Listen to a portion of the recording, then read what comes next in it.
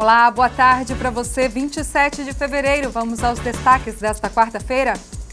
Jair Bolsonaro tem quase 60% de aprovação. É o que mostra a pesquisa da Confederação Nacional de Transporte. Deputados gaúchos votam pela extinção da licença-prêmio dos servidores do Rio Grande do Sul. Saiu hoje o calendário de pagamento do funcionalismo do Estado. Vereadores de Cachoeira do Sul protocolam um projeto para diminuir valores das diárias usadas em viagem fora do município. Vai diminuir 33% do custeio dos vereadores e dos funcionários da casa, né? 33%. Hoje, sobre o nosso subsídio, é 6%. Nós queremos baixar para 4%.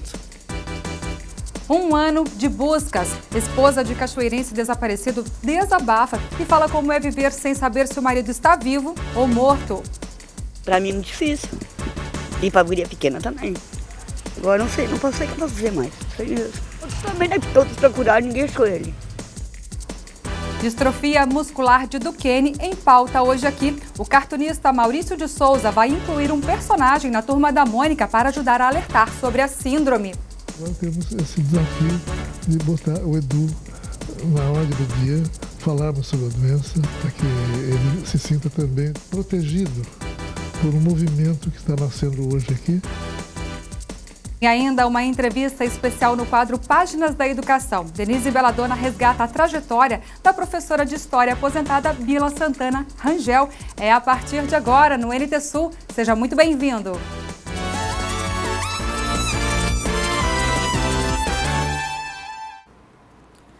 A pesquisa da Confederação Nacional do Transporte, em parceria com o Instituto MDA, divulgada ontem, indica que a avaliação pessoal do presidente Jair Bolsonaro conta com 57,5% de aprovação.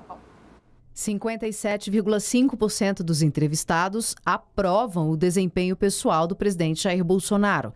28,2% desaprovam e 14,3% não opinaram. Já a avaliação do governo federal é positiva para 38,9% das pessoas ouvidas pela pesquisa, regular para 29%, negativa para 19% e 13,1% não responderam. A pesquisa foi feita entre os dias 21 e 23 de fevereiro. Ouviu 2.002 pessoas em 137 cidades.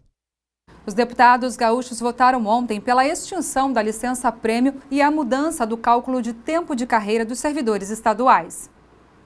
Retomadas discussões paradas desde 2017 na Assembleia Legislativa.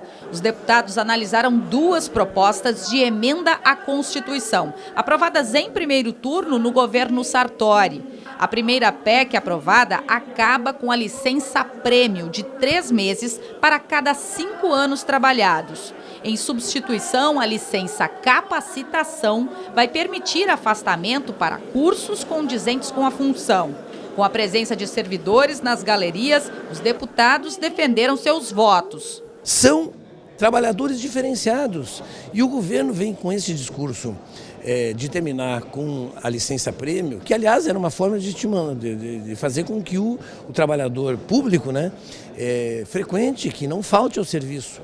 É um discurso muito centrado, ou somente centrado, na questão ideológica. O que nós estamos fazendo é, para as próximas turmas que ingressarem na atividade, eles vão saber já em edital a regra, assim como já existe em nível federal, assim como já existe em alguns municípios, assim como existe já em alguns estados da federação.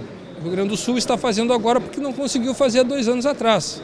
Para os servidores da ativa, a lei vai garantir a licença-prêmio para o quinquênio em andamento. Só então passam para a licença capacitação.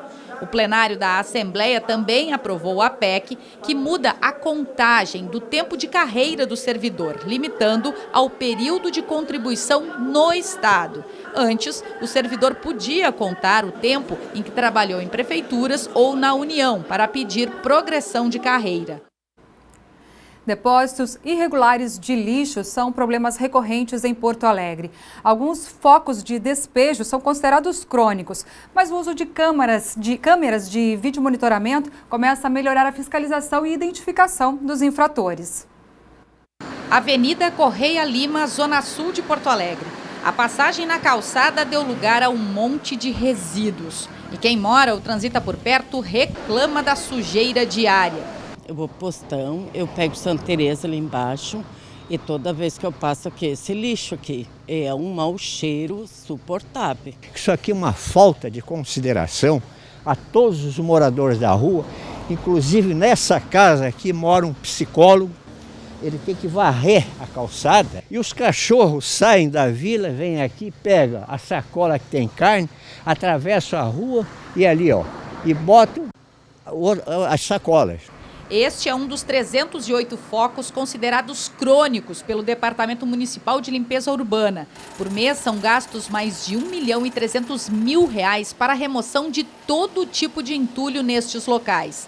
Esta equipe, que atende a Vila Cruzeiro e o bairro Glória, trabalha com uma retroescavadeira e 2 caminhões que voltam cheios diariamente. Cada um deles dá 2 viagens de manhã e 1 de tarde. Daí são 6 viagens de manhã e 3 de tarde. Ao longo da Avenida Moab Caldas, aqui na Vila Cruzeiro, são mais de 10 pontos de descarte como este. Aqui, a equipe do DMLU já passou hoje, mas é só os garis saírem para que o lixo volte a ser depositado. O que se identifica através dos nossos registros, através das nossas autuações, é que nós temos pessoas dos diversos níveis sociais que fazem esse descarte. Não é algo associado a uma carência social ou uma vulnerabilidade. Pois com a ajuda das câmeras de segurança, a fiscalização cobrou mais de R$540 mil no ano passado.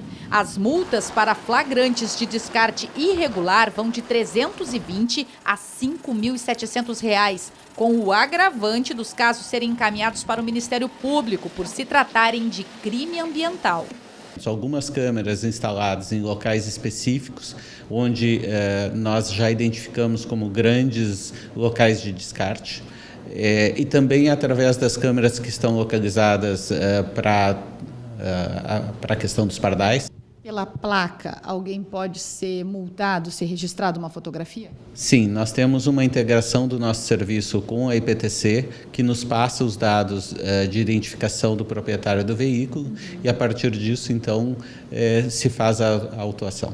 O DMLU tem 9 ecopontos para descarte gratuito dos resíduos para a população, alguns bem próximos de focos crônicos. O seu Lino não sabia disso. Aqui todo mundo bota aqui, daí o caminhão vem aqui, às vezes o caminhão pega e bota no caminhão para eles. Com a conversa, o morador decidiu puxar o carrinho algumas quadras até a unidade de destino certo. O descarte de lixo irregular dessa forma, né? Além de ser crime, é uma baita falta de educação. É preciso ter consciência, cada um cuide do seu lixo. A Cachoeira do Sul passa frequentemente por essa questão também, não é mesmo? Educação, consciência ambiental, para a gente viver numa cidade mais limpa, não é mesmo? Gente, nós vamos para um rápido intervalo, agora 12h09 pelo horário de Brasília, e a seguir você vai ver. Vereadores de Cachoeira do Sul protocolam um projeto para diminuir valores das diárias usadas em viagem fora do município. Vai diminuir 33% do custeio dos vereadores e dos funcionários da casa, né? 33%. Hoje, sobre o nosso subsídio, é 6%. Nós queremos baixar para 4%. Esposa de cachoeirense desaparecido desabafa e fala como é viver sem saber se o marido está vivo ou morto. Faz 1 ano que o pedreiro Zica desapareceu. Cartunista Maurício de Souza vai incluir um personagem na Turma da Mônica para ajudar a alertar sobre a síndrome de Duchenne. Nós temos esse desafio de botar o Edu na ordem do dia, falarmos sobre a doença, para que ele se sinta também protegido por um movimento que está nascendo hoje aqui. E Denise Belladonna resgata a trajetória da professora de História aposentada Bila Santana Rangel. É depois do intervalo, nós já voltamos.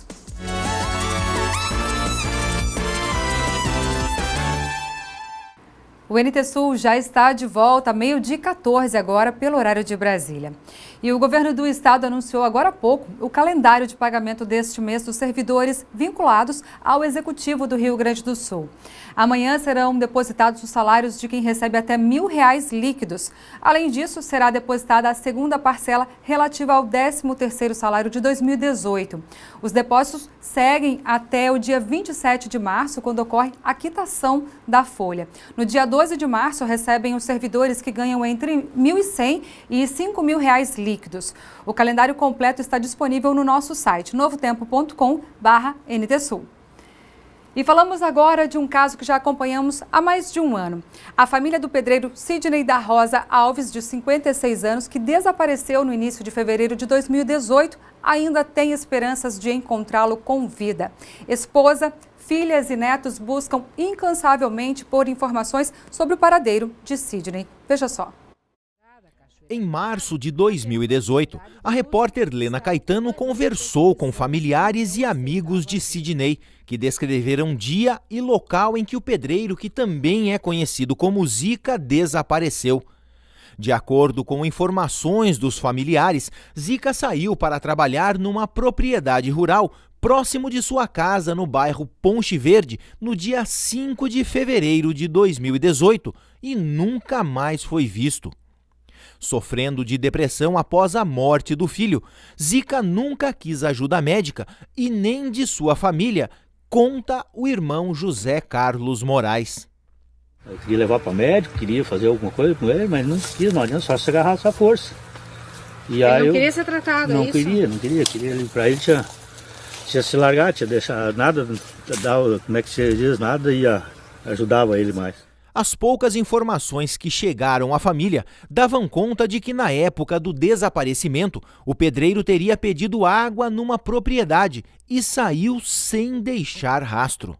Ele deve estar em surto ainda, certamente, né? Porque se é que ele está se escondendo, como dizem, que já viram ele pedindo água e depois corre para um mato, para uma lavoura, uma coisa assim, né? Diz que pega, toma uma água, nem toma todo, se cuidando todo, e corre para dentro de uma lavoura, para dentro de um mato, assim. Mas a gente nunca viu, só as pessoas que vejam, assim. Mas depois de uma semana que as pessoas vão dizer para a gente, né, que viram. Um ano após o desaparecimento de Sidney, a esposa Terezinha ainda tem esperanças de encontrá-lo vivo. O último contato com o marido foi no dia 5 de fevereiro de 2018. Dia 5 de fevereiro do ano passado. Foi uma amiga minha que ali na Alfredo Papai. Só não lembro o nome da rua. Nesse pouco mais de um ano que o Sidney está desaparecido, o que chegou de informação para vocês? Como é que é conviver com essa incerteza? Para mim é muito difícil. E para a guria pequena também. Agora não sei, não posso ser capaz de fazer mais. Não sei mesmo. Os outros também, né? Todos procuraram, ninguém achou ele. Nenhuma pista, nenhuma informação de ninguém? Nada. Ou bem ou mal, eu ajudava ele, né? Quando não tinha as coisas em casa, me pediam, eu andava para ele. 37 anos de casado? 37. Eu fazia 38. O que a senhora espera dessa situação? Eu espero que ele volte um dia ainda. Até por causa dos filhos, né? Não por mim, por causa dos filhos dele. Temos 4 filhos e 4 netos, né? Mais o genro e a nora. Sentem muita falta do pai e do avô? A pequenininha sempre pergunta pro avô dela. Ela tem 4 anos, vai fazer 5 anos, agora sempre pergunta pro avô dela. Menor. A senhora tem esperança de encontrar ele vivo? Com certeza. Eu espero que sim, né? Então vou cuidar dele ainda. Darcy, é muito complicada a situação porque a família acaba vivendo na incerteza já porque não tem nenhum tipo de informação do paradeiro do seu Sidney. A gente faz a nossa parte como imprensa e tenta auxiliar a família que vive um desespero já há um ano, né? Desde o dia 5 de fevereiro de 2018 que a esposa, a dona Terezinha, nem os filhos e netos têm nenhum tipo de informação do seu Sidney. Então a gente deixa o telefone da Carmen aí no GC para você, se você teve algum tipo de informação, viu o Sidney, ajude colabore com essa família, um ato de amor ao próximo, de solidariedade, para que a gente possa dar um desfecho a esse caso que já dura 1 ano e também colaborar aí para terminar o sofrimento dessa família.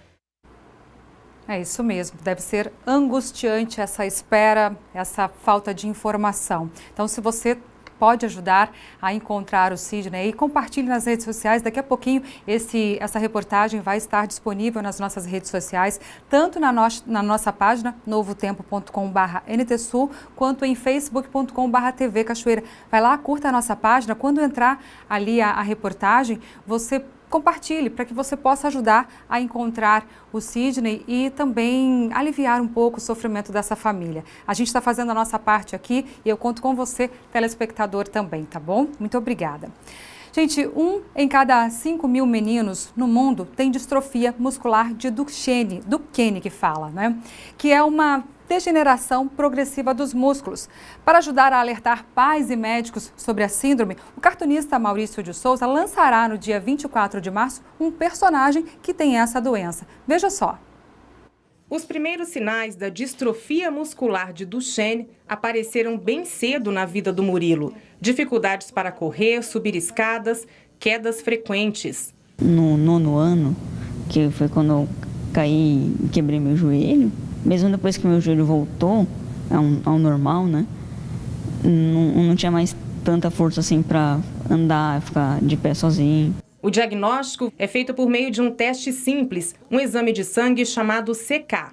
Mas a mãe de Murilo conta que foi difícil chegar até ele. Passamos por 6 ortopedistas e nenhum me disse que era problema, que tinha alguma coisa. Uma fisioterapeuta, numa entrevista que a gente fez, ela chamou a atenção. E ela me disse, dessa doença, que eu procurasse neurologista. E para ajudar a conscientizar sobre a doença, um importante aliado chegou por meio dos quadrinhos. O Universo Maurício de Souza tem um novo personagem, o Edu. Ele tem distrofia muscular de Duchenne, tem 9 anos e ainda não está na cadeira de rodas por causa de um diagnóstico precoce. Então agora temos esse desafio de botar o Edu na ordem do dia, falarmos sobre a doença, para que ele se sinta também, de qualquer maneira, se sinta protegido por um movimento que está nascendo hoje aqui e que ele sabe que não está sozinho.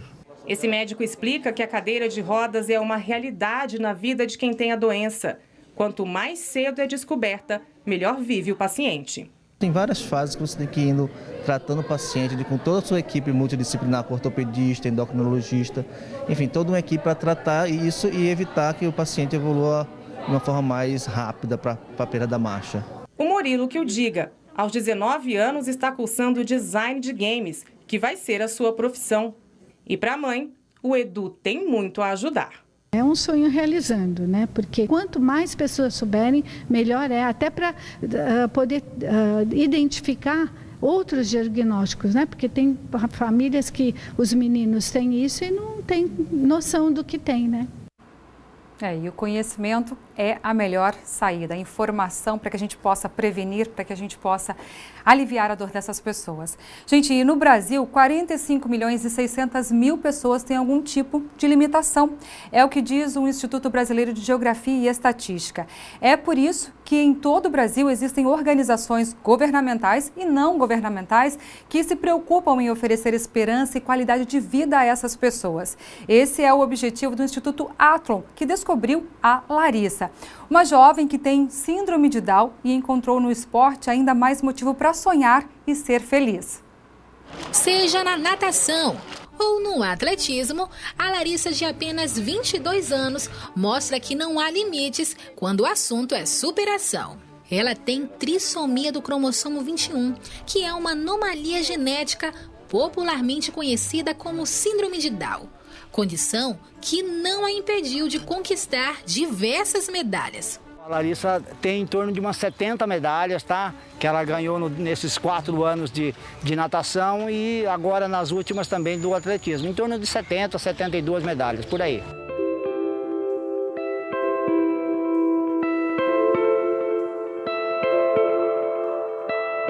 E essas medalhas, Larissa, o que elas significam para você?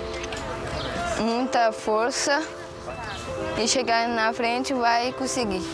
Olha, a qualidade de vida dela melhorou bastante, porque é impressionante como para uma pessoa que possui síndrome de Down, uma retribuição em forma de uma medalha, de um diploma, de alguma coisa assim que represente, é super importante. A gente dá valor, mas eles dão muito mais. O pai da Larissa é aposentado, por isso ele consegue acompanhar de perto todos os treinos da filha. Ele acredita. É super importante, ela cresceu demais assim com relação a ter responsabilidades dentro da família, tá? A gente também acabou assumindo compromissos, então foi muito importante para o desenvolvimento dela e da gente também como pessoa. O Jorge entende que os pais de pessoas com síndrome de Down devem insistir na ampliação da habilidade dos filhos. Dê oportunidade para eles, eles têm potencial, o potencial deles é enorme. Eu acho que a gente só vai ter a ganhar com isso, que é muito importante, mas muito importante mesmo, ver a felicidade deles, entendeu? Repercute na família como um todo. Mas o que exatamente a Larissa conseguiu superar? Superou bastante coisas, ela tinha uma timidez, entendeu? Ela hoje tem muito mais expansiva, ela conversa bem mais, ela ficou mais dócil, entendeu? Por conta de ter contato com várias pessoas de níveis diferentes, entendeu? Tudo isso ajudou no desenvolvimento dela, apesar de que ela tinha já alguma coisa que favorecia nesse aspecto, mas foi muito, sempre acrescenta. E não foi somente na vida da Larissa que o esporte acrescentou, é o que explica o treinador Christian Freitas. O que você consegue ver assim é mobilidade deles, maneira de conversar e tudo mais, essa autonomia. Acho que a palavra-chave é essa, autonomia.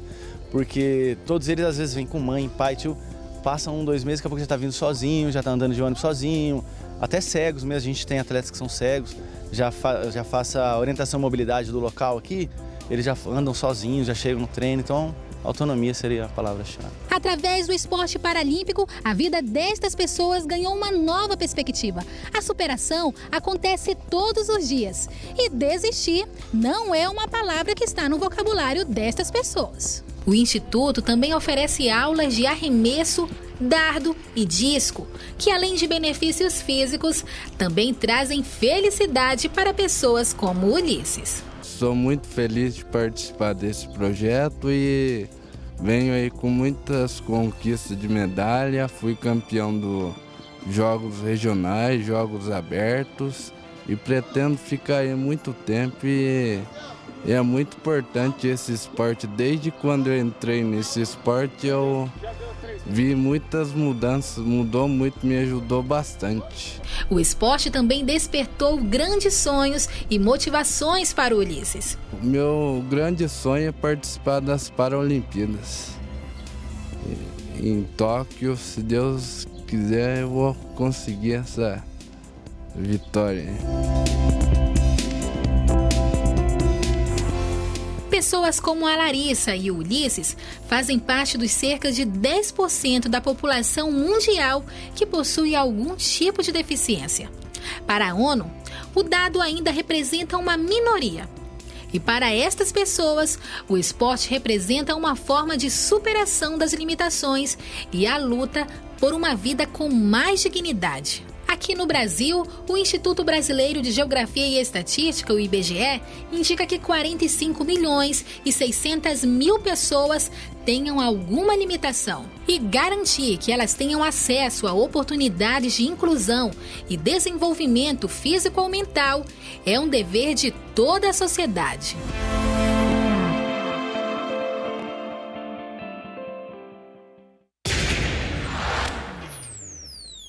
A BR-290 em Eldorado do Sul, na região metropolitana de Porto Alegre, ficou 7 horas interditada ontem. Um acidente com morte envolveu 4 caminhões e um carro. As colisões ocorreram no quilômetro 116 da rodovia por volta das 4 horas da tarde. Um caminhão teria invadido a pista contrária e colidido contra os demais veículos. O motorista morreu e outras 2 pessoas ficaram feridas. A Polícia Rodoviária Federal ainda não confirma as circunstâncias do acidente.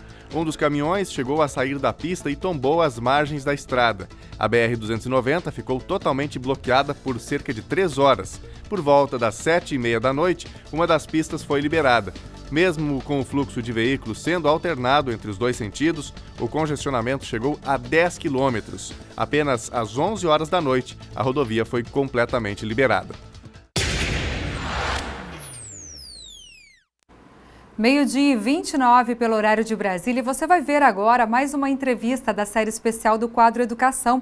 É o resgate da história do magistério em Cachoeira do Sul. Protagonistas da educação na cidade, professores aposentados, conversam com Denise Belladonna e relembram suas vivências como docentes. É o Páginas da Educação que traz hoje a trajetória da professora de História Bila Santana Rangel. Veja só. É o nosso instrumento de comunicação.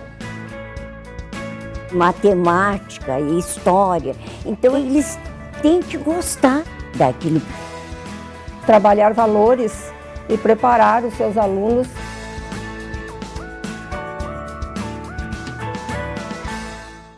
Boa tarde. Abrindo mais uma página da educação escrita em Cachoeira do Sul, estou aqui com a professora Bila Rangel, que já contou tantas histórias, com tantos personagens, formação de continentes e outras mais. E hoje vai contar um pouquinho da sua história na educação do nosso município. Boa tarde, professora Bila. Prazer. O prazer é nosso em tê-la aqui conosco. E já vamos começar. Já que estamos falando de professora, qual é a sua formação para o magistério? Eu tirei o magistério e depois tirei faculdade de História. História. Então a senhora... Conta história. Conta história. Conta história. O que a senhora mais gosta nessa disciplina? Da parte da história que eu mais gosto é a parte da Europa, né? Porque era realmente a que sobressaía no mundo, né, na época. E alguma parte da história do Brasil na época de D. Pedro I e D. Pedro II. Gostava daquela parte, tá? A professora Bila atuou aqui no nosso município em algumas escolas. Quais as escolas que a senhora lembra que a senhora trabalhou? A primeira que eu recebi, eu já era contratada em Santa Maria, foi transferida, foi para Vital Brasil. Olha só. E depois Jacuí, e do Jacuí eles me mandaram para o João Neves. Permaneci até me aposentar.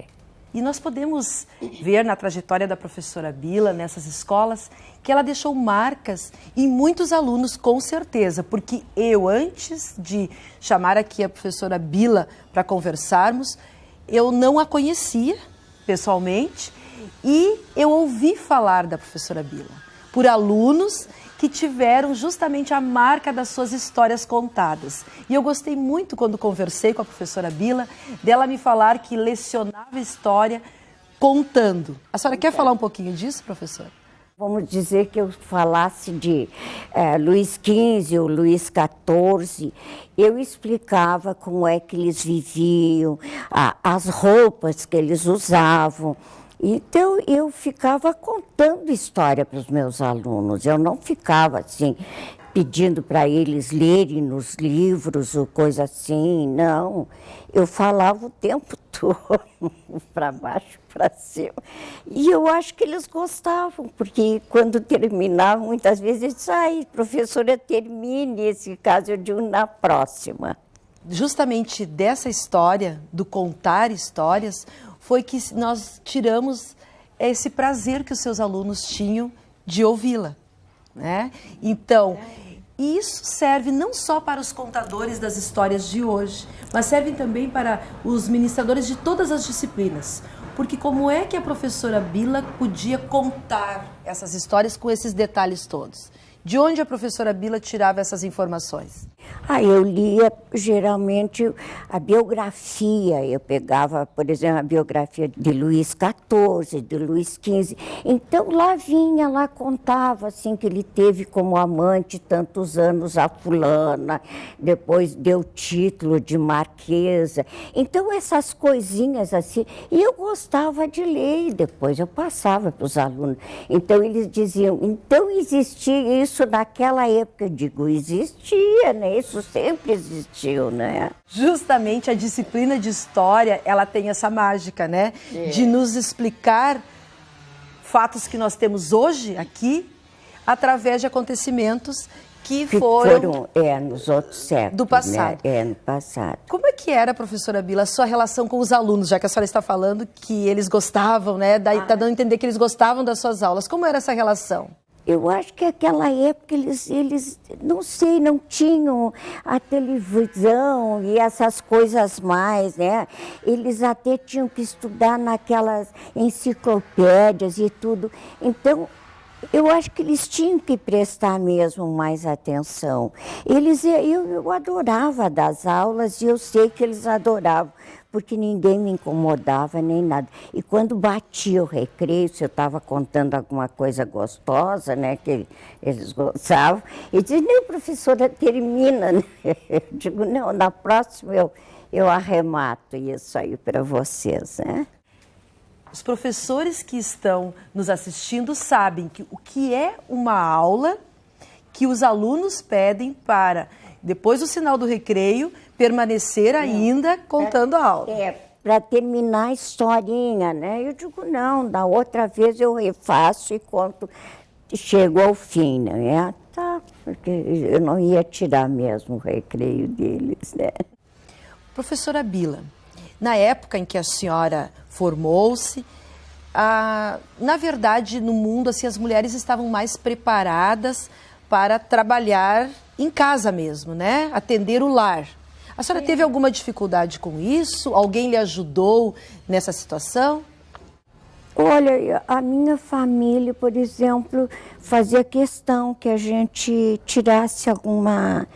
formação. Formação, não é? Tanto é que as minhas primas tiraram farmácia, ou isso, e eu fui a história, né? Eu queria história. Dificultava, porque faculdade só tinha, assim, por exemplo, em Santa Maria e Porto Alegre.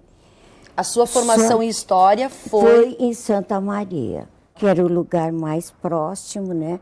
Eu morei 4 anos lá como estudante, adorei a cidade. Agora acho assim, ela tão... aquela ventania, aquela época eu não achava mais aquela ventania que dá na... Mas o jovem sempre, né, está mais preparado para estas coisas. Na verdade, quando forma-se o lar, o professor que é tão dedicado, muitas vezes ele precisa ocupar alguns momentos que estaria em casa também, né? Então, quando a senhora teve já filhos e marido, na época a expectativa era maior ainda em relação às mulheres no que diz respeito ao lar, né?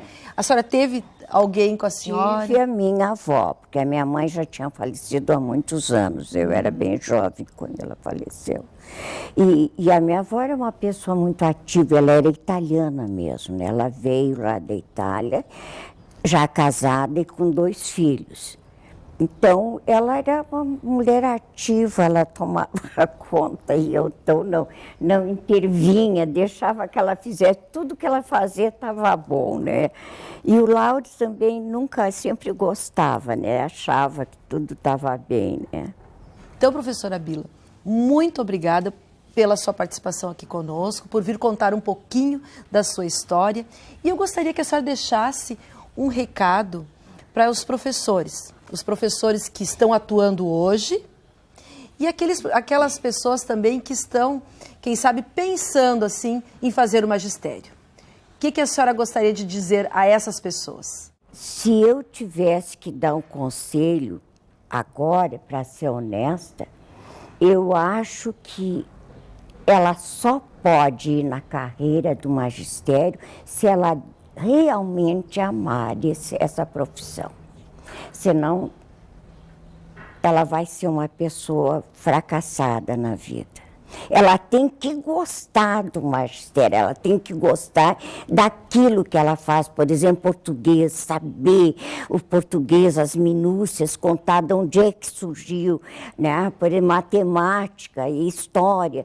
Então, eles têm que gostarem daquilo, porque se não gostarem, eles vão ser assim, fracassados, vão se sentir recebendo pouco, cargo, né? De fato, tudo é difícil, né? No magistério.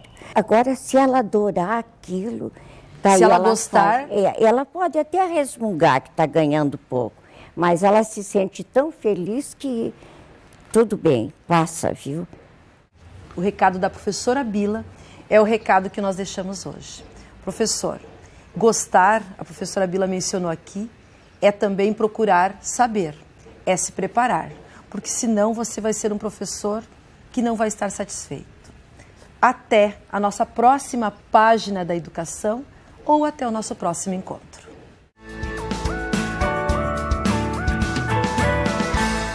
Vamos ver a previsão do tempo para esta quarta-feira, agora 12h40 pelo horário de Brasília.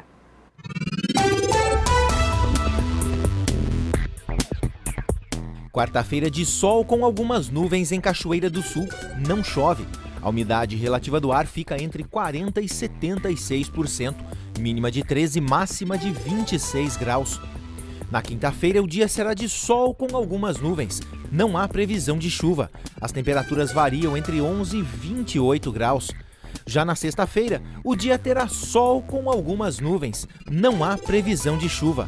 Mínima de 14, máxima de 34 graus. Confira no mapa como fica o tempo hoje.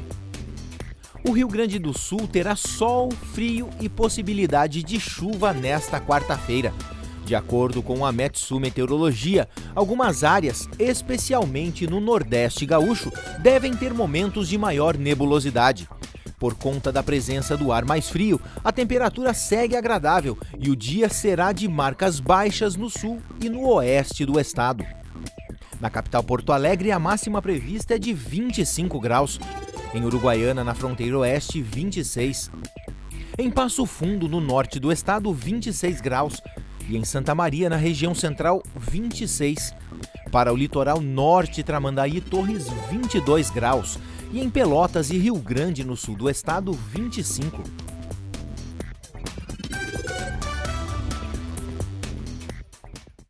Meio-dia e 42 pelo horário de Brasília. Obrigada pela sua participação na nossa página no Face. Se você não curtiu ainda a nossa página, corre lá, facebook.com/TV Cachoeira. Newton Fortes, Fabiane Trindade e Fernando Neto, eles estão dando boa tarde pra gente aqui. Ele diz o seguinte: melhor programa de notícias do Rio Grande do Sul. É o Fernando Neto, do bairro Mauá, e ele manda um beijão aqui para os filhos Tainá Neto e Cauê Neto, do bairro Noêmia, aqui em Cachoeira do Sul, mandando um abraço a todos, um abraço a toda a família também, viu? Marco Antônio Platti também está conosco, Claudiano Santos, Patrícia Silva, Oséias Pereira dos Santos, Carlos Alberto de Moura, um abraço a todos vocês. Rosane Cassol também está conosco, Valmira da Silva. Obrigada a todos vocês que compartilharam o nosso ao vivo aqui no nosso Face, tá bom? E agora sim, vamos à reportagem das diárias na Câmara. Depois de terem seus nomes envolvidos pelo vereador Noeli Castelo em suposto uso irregular de diárias na Câmara, os vereadores do PRB de Cachoeira do Sul, Gilmar Dutra e Jorginho Fialho, protocolaram um projeto de resolução em que solicitam a redução dos valores das diárias fornecidas a todos os vereadores. Os repasses podem diminuir em 33%. O incômodo causado nos vereadores após a denúncia feita pelo vereador Castelo de que supostamente em outras 54 oportunidades houve erro no fornecimento de diárias levou os edis a uma investigação sobre o caso e os vereadores Gilmar Dutra e Jorginho Fialho do PRB a proporem uma alteração na resolução que autoriza o benefício. De acordo com o documento em exercício, o valor da diária é estipulado em 6% do subsídio do vereador. A proposta dos vereadores é de que esta porcentagem caia para 4%.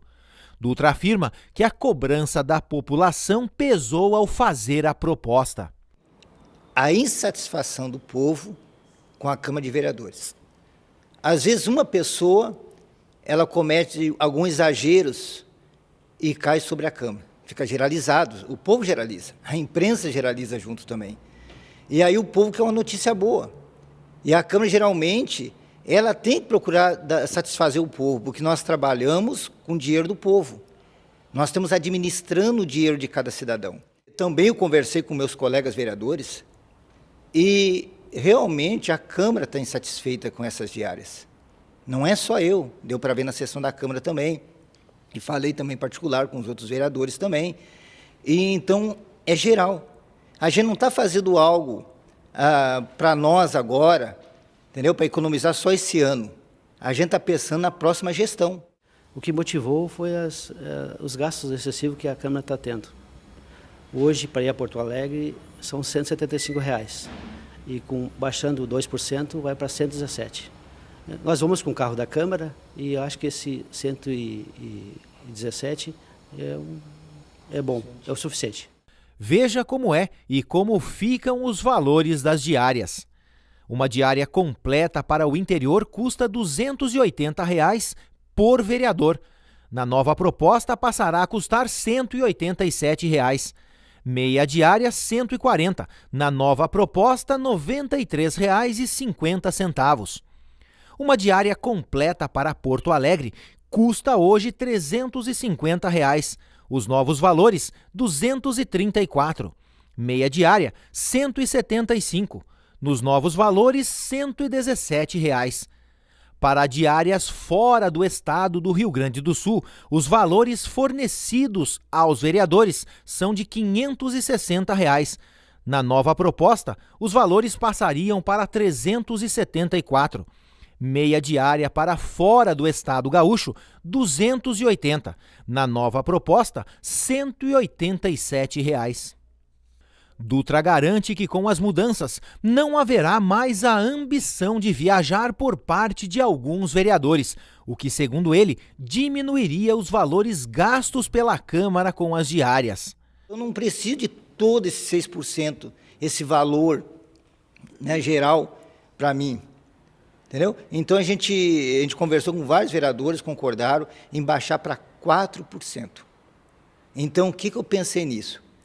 Não vai haver ambição, não vai haver tentação da pessoa querer fazer uma viagem por causa do valor da diária. Eu indo para Porto Alegre, o Jorginho já foi várias vezes, eu sinceramente, não sei se eu gastei a metade da diária.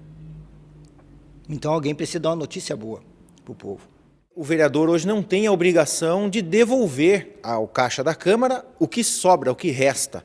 O senhor concorda com o vereador ficar com esse restante dos valores, já que são valores que não foram usados, né? Uma vez que a despesa já foi paga e houve uma sobra, hoje não há necessidade do vereador devolver esses valores. O senhor acha que essa é uma medida justa? Os vereadores ficarem com esses valores? Sim, a indenização seria assim. Como eu disse, não adianta eu querer se toda a Câmara não querer. Só existe um jeito, diminuir. Ficar num patamar que ele vai usufruir nem é usufruir, só para o almoço, o café, o que ele vai precisar necessitar. Se precisar posar, vai posar, entendeu? E a sobra, muito bem, ele podia devolver também, entendeu? Mas é uma lei, então cada um é sua sentença.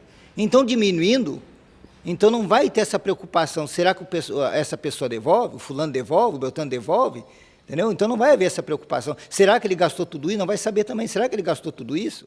Quando acontece de o senhor usar as diárias e ter esses valores fornecidos pela Câmara e haver sobras, o senhor devolve ou o senhor fica com esses valores? Todos nós generalizamos, ficava porque não tinha, que não era obrigado, era do vereador, estavam dando para o vereador. O desgaste dele, como se fosse, não é indenizatório, como se fosse indenizando pelos gastos, pela despesa dele. Por isso que o máximo que eu viajei na Câmara, meu amigo, foi 2 vezes ou 3 vezes o ano passado. Porque eu não gosto. Não, eu prefiro ficar aqui, eu vou quando precisa ir. O meu colega Jorginho também, eu não sei quantas vezes ele viajou, acho que foi 1 ou 2 vezes, eu acho, menos ainda, eu acho. O máximo foi 2 vezes ou 3 vezes nesses anos que eu estou aí. Entendeu? Então, não tenho esse anseio por viajar, entendeu? Porque se eu posso resolver por aqui, eu resolvo. Se precisar viajar, porque o PRB me chamou, que eu preciso resolver isso, me cobraram, eu tenho que fazer alguma coisa para a população, tem que sair, eu vou, senão não há necessidade para mim. O projeto será encaminhado ainda esta semana para apreciação nas comissões e, após, colocado em pauta para votação em plenário. Cobrir despesas é aceitável, claro que é, mas complementar o salário com o uso de diárias não é nada legal. E aqui o Lisandro, do bairro Quinta da Boa Vista, aqui em Cachoeira do Sul, está dando a opinião dele aqui, eu quero ler para vocês. Diárias para vereadores, ele diz aqui, absurdo, ressarcir valores de alimentação seria o mais razoável e moral. Diárias, 13º salário, totalmente imoral, pode ser legal, mas também imoral. Fica o meu desabafo, é o Rangel Maús do bairro Oliveira, aqui em Cachoeira do Sul. É do bairro Oliveira, não é do bairro Quinta não, viu? Lisandro, exato. Muito obrigada pela sua participação e pela participação de todos vocês no nosso Face, no nosso WhatsApp. O NT Sul desta quarta fica por aqui. Amanhã ao meio-dia estarei por aqui, esperando, é claro, pela sua companhia. Até lá, uma ótima tarde para você. Até amanhã.